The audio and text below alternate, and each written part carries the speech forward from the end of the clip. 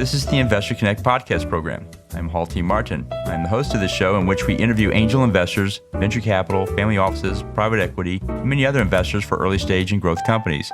I hope you enjoy this episode.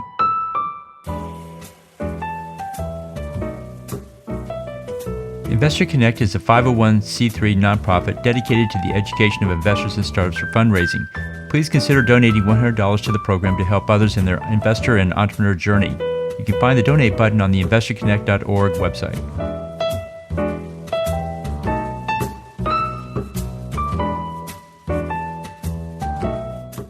Hello, this is Hall Martin with Investor Connect. Today we're here with Alicia Cramer, host of the Mind of Business Success podcast and business mindset mentor at AC International LLC.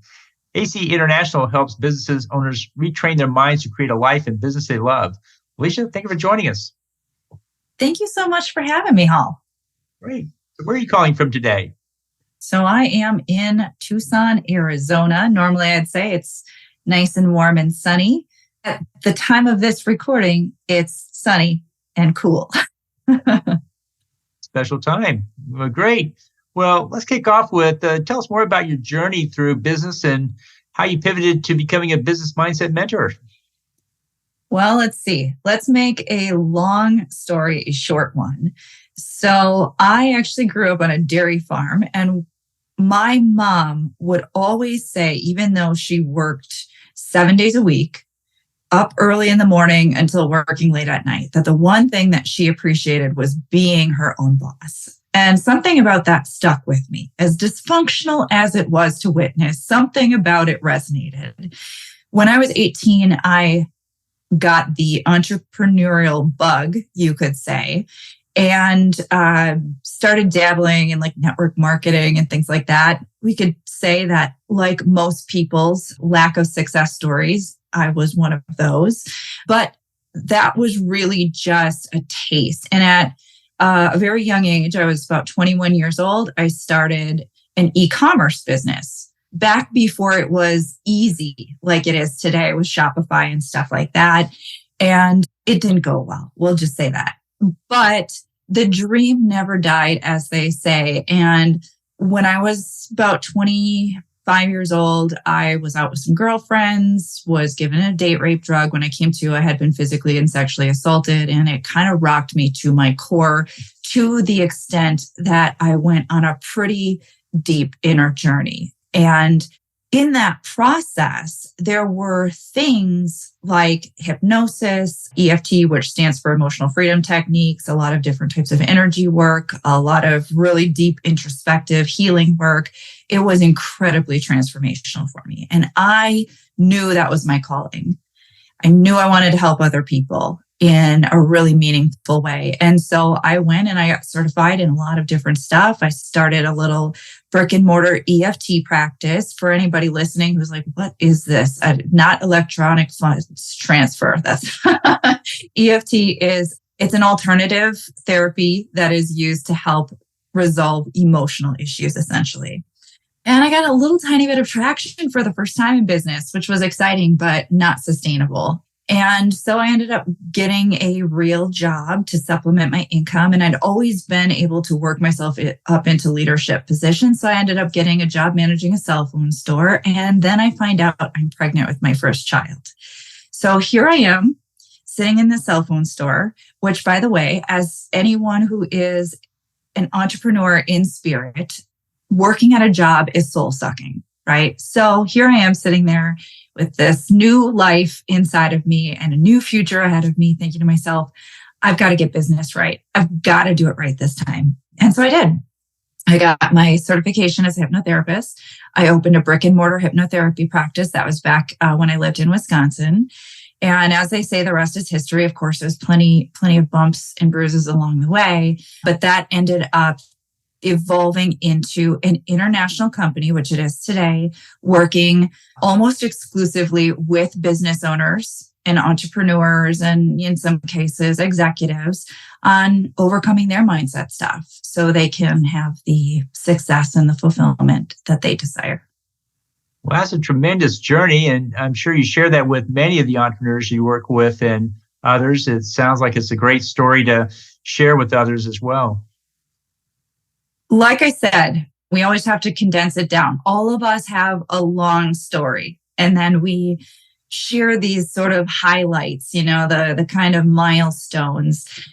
There's so many more nuances to the story, but the long and short of it is I absolutely love working with business owners. It is one of the most fulfilling things to see someone who has a passion in their heart to do something that's meaningful for them and to help them get out of their own way so they can really thrive. So what excites you right now? So I just published my newest book called Energetic Alignment. It is, of course, for business owners about all the mindset stuff, how to overcome the things that we're consistently bumping up against as we continue to up level and expand, reaching for new goals, reaching for new levels of income, reaching for new levels of success.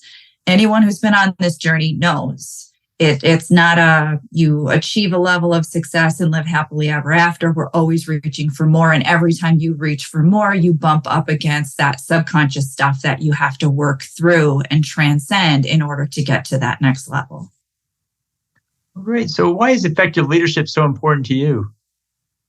I mentioned that I've historically always worked my way up into management, if not going into management right from the get-go.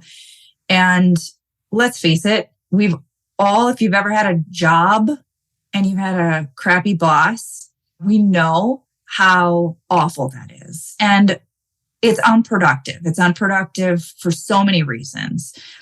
We all want to be treated with respect. And a lot of business owners, executives are kind of in their own head when it comes to management and leadership. They've got their own biases, their own hangups, their own preconceived beliefs about what someone is just supposed to be able to do. You got hired for this position, just do that thing. But not everybody's wired to just do that thing. Sometimes they've got their own challenges, their own limiting beliefs, and a good leader needs to be able to still, respect people and meet them where they're at and help them to be the best version of themselves for productivity, for the success of everyone. If you can't do that, you're kind of screwed. I know that a lot of clients over the years with a really, really, really high turnover until they were able to kind of do that inner work and get to that place where they could be the effective leader. Well, mentors are a key part of the entrepreneurial journey. Who's been your most important professional mentor? I would have to say Dan Kennedy.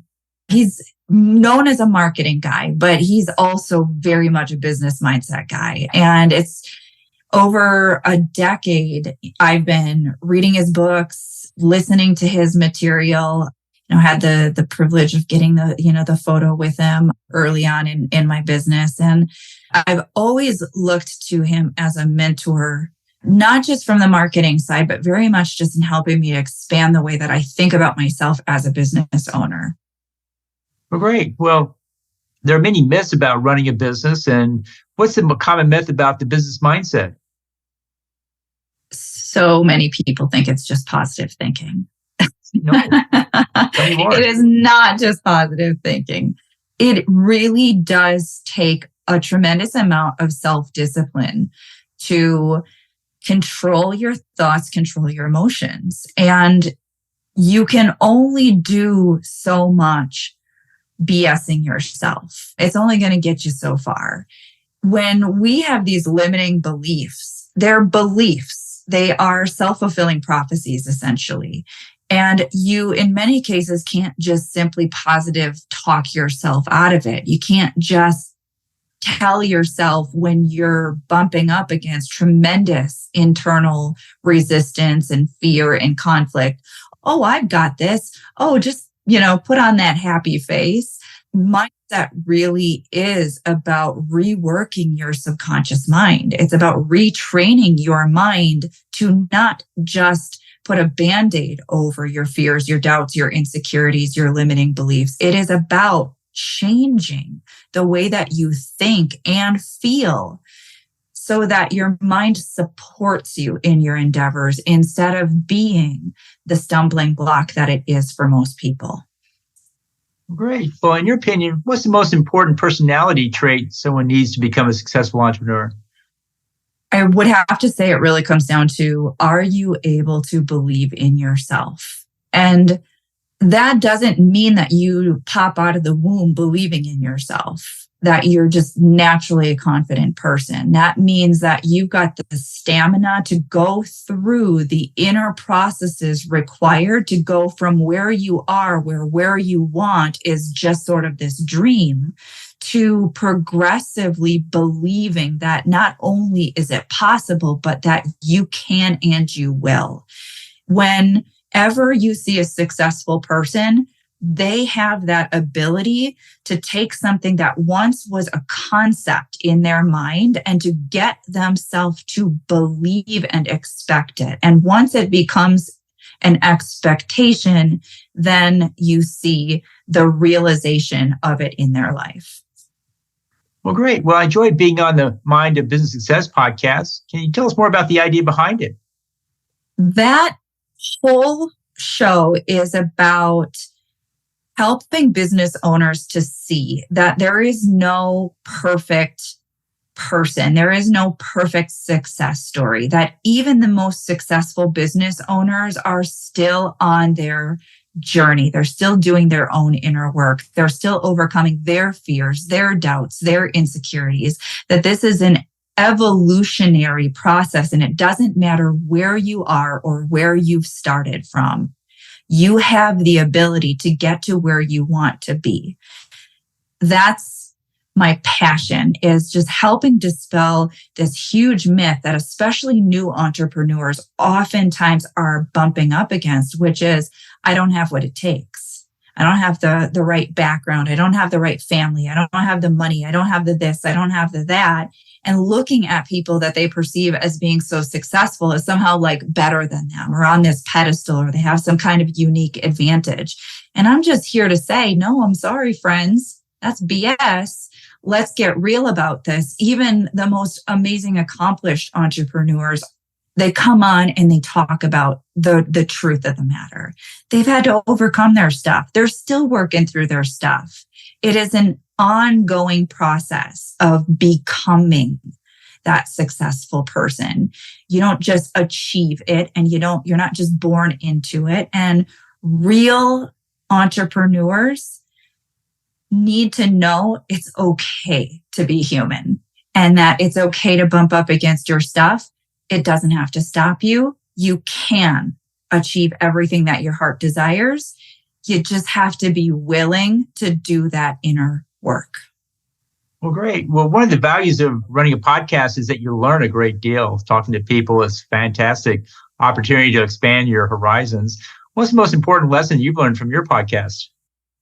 I would say coming into it, I already had a lot of the insight. So it's more about not necessarily what I'm learning from the guests, but kind of what I'm learning about myself. So over a decade ago, back before I rebranded into what we are today with AC International LLC, I had my little brick and mortar hypnotherapy practice. And so as a marketing vehicle, I started my first podcast. This was over 11 years ago now.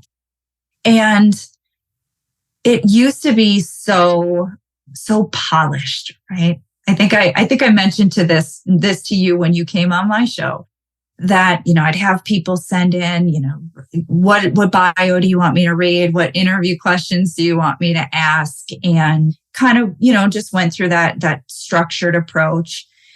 And when I started this podcast, I was just not into it anymore. I recognize I'm kind of an old hat now. Using the saying there, nothing derogatory towards old hats, but I wanted it to be more raw, more real, more authentic. And I have to say that taking that approach has allowed me to really embrace imperfection within myself and to say, you know what? I'm perfectly imperfect too. And I'm going to be okay with that. And it doesn't have to be polished and it doesn't have to be perfect. And sometimes my mic doesn't sound great. And sometimes somebody says something stupid and it's okay, you know? Well, that's a great journey in self-exploration. It sounds like you've learned a lot. In the last few minutes that we have here, what else should we cover that we haven't? One of the things that I always like to remind people, we're so busy going through the motions in life. We have this idea of who we are and what our life is supposed to be or what it is, right? We've got this self-image. And the motions are so much of that just subconscious response to who we believe we are and what we think we're capable of. But there is also this other aspect of ourselves that is reaching for more, that knows that better is possible. And my desire is that more people start to tune into that and recognize that that really is a beautiful part of us, an important part of us. I don't like to get overly spiritual or certainly not religious, but I do say that is a divine inner calling. That is the part of us that's sort of saying, you are capable of more. There's more for you to expand into. Those aren't just wishful thinkings. Those are dreams. Those are goals. Those are sincere desires that are calling you to be a happier, more empowered, more successful version of yourself, to make the most out of this life, to be more of benefit and of service to others. And the thing that I guess I'll leave then with is, when you're aware that you have that desire for more, don't discount it. That is a sincere inner calling for expansion. And if you have a desire in your heart, then there is a way to fulfill it. It may not look exactly like our ego likes to play it out in our minds, but once we're willing to get on that path, amazing, awesome things can happen in our life. Well, that's a great journey. Appreciate you sharing that with us today. How best for listeners to get back in touch with you? Best way is through my website, aliciacramer.com. Everything is on there, including links to social media, my podcast, so they can listen to you on my podcast. So aliciacramer.com is where I would direct anybody to that has any interest in exploring the work that I do further. Great. Well, I want to thank you for joining us today and sharing your journey with the audience, and appreciate all the insights you've brought up today, and hope to have you back for a follow-up soon. Love that. Thanks, Hall. Investor Connect helps investors interested in startup funding. In this podcast series, experienced investors share their experience and advice. You can learn more at investorconnect.org. Paul T. Martin is the director of Investor Connect, which is a 501c3 nonprofit dedicated to the education of investors for early-stage funding. All opinions expressed by Hall and podcast guests are solely their own opinions and do not reflect the opinion of Investor Connect. This podcast is for informational purposes only and should not be relied upon as a basis for investment decisions.